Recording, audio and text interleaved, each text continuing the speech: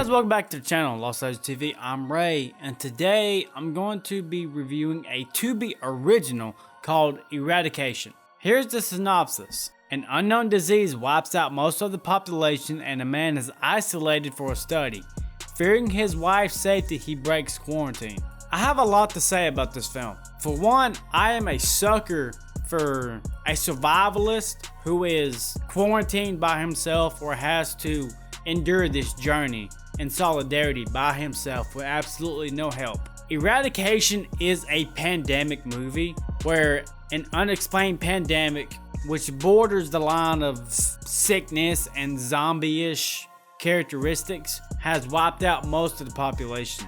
The main character, David, has been secluded in this cabin, and every day he is tasked to, one, stay healthy, exercise, ration his food. He's vegetarian, and every day he has a call with his girlfriend named Sam. Sam is a scientist, which is a part of a scientific group who is studying a cure for this sickness. David is infected, but he has not yet turned into one of these monstrosities that has wiped out most of the population on Earth. So every day he has to give a sample of blood so they can study it and try to develop a cure. I feel like the movie done a good job of showing David's mental state of being isolated and looking forward to every day being his call with his significant other, Sam, a scientist who is trying to discover a cure for the world and especially for David. However, it jumps 2 years later, and as their phone calls, I wouldn't call it FaceTime, but they're video chatting each other, sooner or later you realize something is wrong. Something is not adding up. Sam is acting suspicious, and Sam's mentality is going out the window, so he starts exploring the outside world, which he should not do. That is the forbidden rule given by Sam and the scientist that she works for.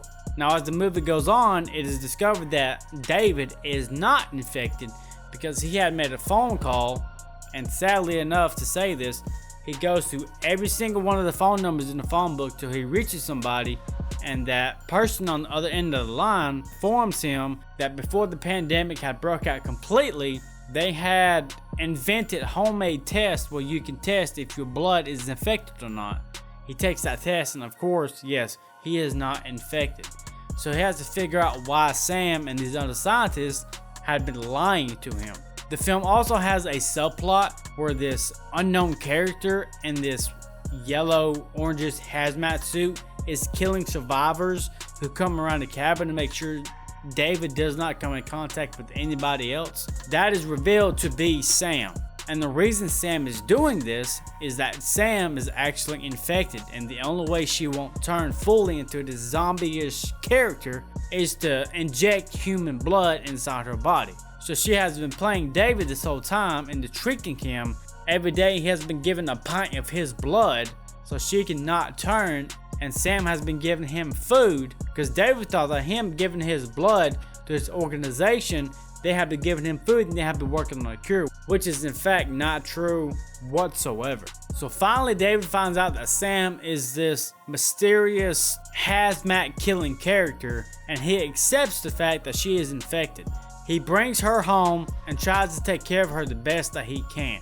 Now, David goes back to the campsite where Sam had been camping at and tries to collect all the blood that he can so Sam can survive. Because regardless of their story, somebody out there of a higher power is out there spying on them with drones.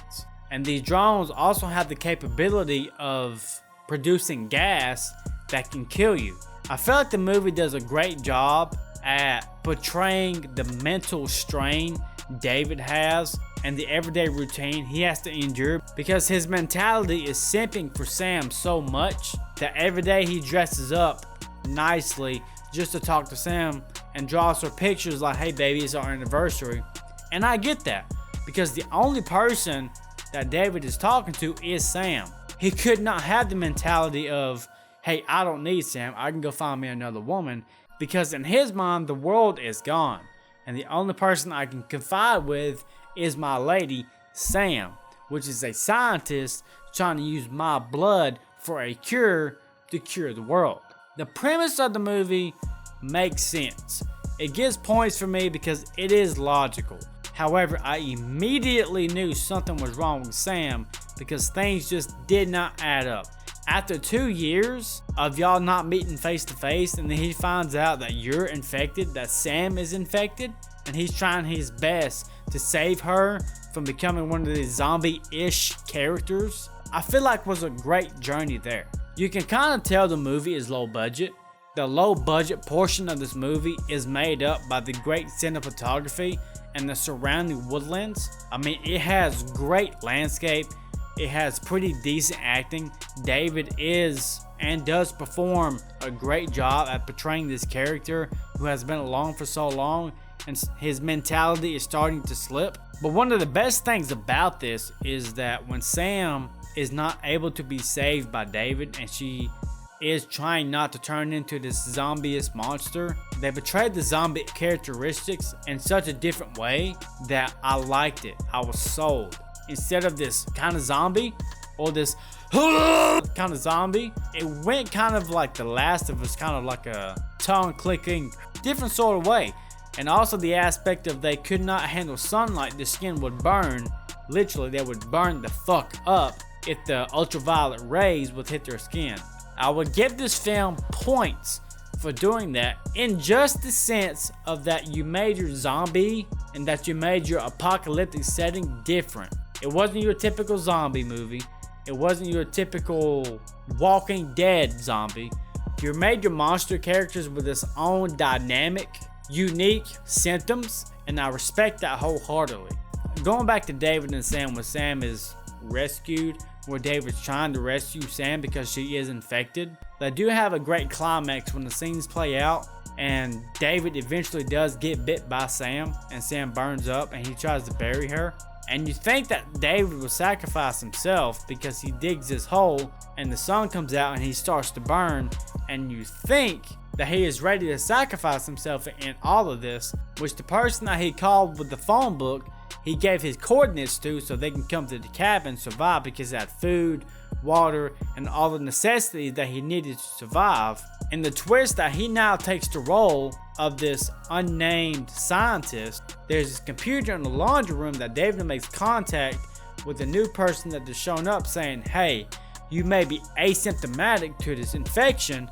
We need blood to study it. So the cycle continues. David is now Sam in the persona of the scientist that needs blood so he won't turn. When I watched this movie, it was a late night watch. It is a Tubi original, and I feel like they did capitalize on being unique in certain aspects of the film.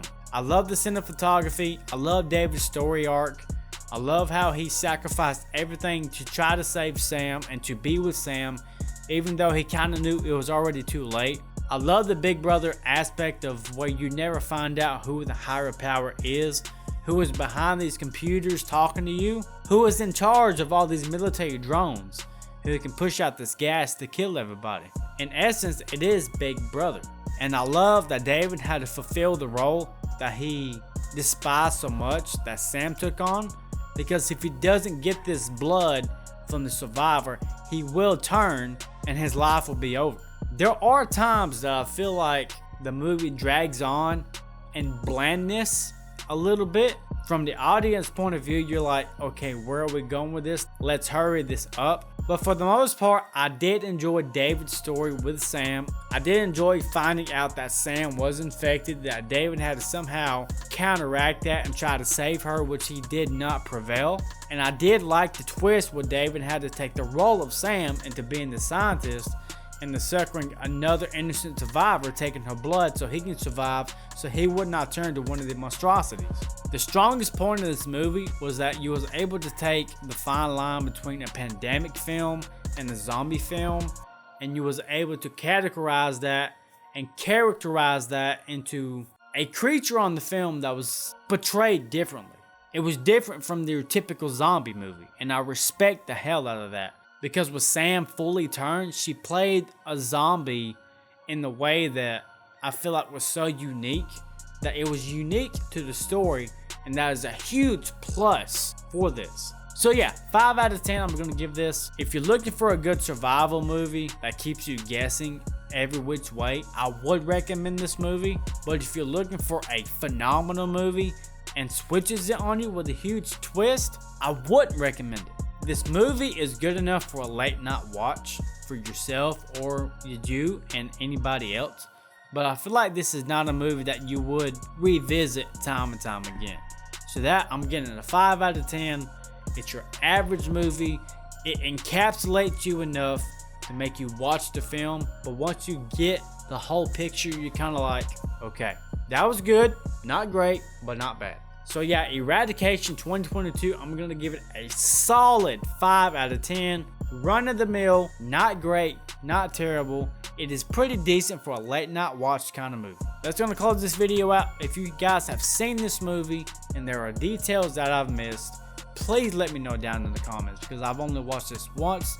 This is my initial reaction, my initial thoughts. So if you agree with me, if you disagree with me, please let me know. Thank you so much for everybody taking part of your day to kick with me. I really do appreciate it. I love you all. And until next time, adios.